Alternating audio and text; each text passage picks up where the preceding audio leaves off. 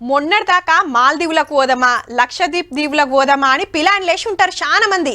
Maldive మంత్రులు మన దేశాన్ని ఎడ్డిచ్చినట్టు మాట్లాడి పదవులు సుత పోగొట్టుకున్నారు. ఆకాంచలి మనోళ్ళు ఆ దేశం పోకుండా లక్షద్వీప్ దీవుల తొవ్వబడుతున్నారు. దీవుల అందాలు చూడాలని చాలా మందికి ఉంటది, కానీ గంత దూరం పోయేంత పైకం అందరు తాను ఉండాలి కదా. హగో అసొంటోళ్ళంతా ఏం రంది పడకుర్రి, ఎందుకంటే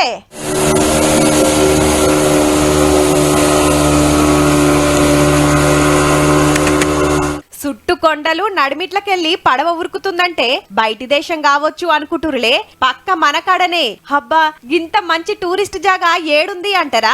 భద్రాద్రి జిల్లా పాల్వంచలో ఉన్న కిన్నెరసాని జలాశయమే. చుట్టూ నీళ్లు నడిమిట్ల దీవి. ఈ నడుమనే ఆనంద ద్వీపం అని పేరు పెట్టిండ్రు. ఐతారం సెలవు దినాల కిన్నెరసాని ప్రాజెక్ట్ అందాలు చూస్తానికి చాలా మంది టూరిస్టులు పోతుంటారు. ఈ ఐలాండ్ ను డెవలప్ చేస్తే ఇంకింత మంది టూరిస్టులు వస్తారని 4 గంటల కింద ఓ సింగపూర్ కంపెనీలకు పనులు ఒప్పజెప్పిండ్రు సుతా. ఇక ద్వీపాన్ని నీట్ గా వేసి బల్లలు గిట్ల వేసి సోలార్ కరెంటు పెట్టించిండ్రు. అటెన్క ఆఫీసర్లు ట్రాన్స్ఫర్ అవుడుతోని ఎక్కడి పనులు అక్కడనే ఆగిపోయినాయట. ఈ నడమనే 2 కోట్లతోని సర్కార్ కు ప్రపోజల్ పంపిండ్రు.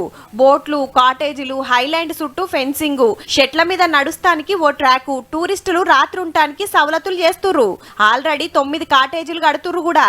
ఇంకిన్ని సవలతులు చేస్తే బాగుంటది అనుకొస్తున్నారు చూస్తానికి పోయినోళ్ళు.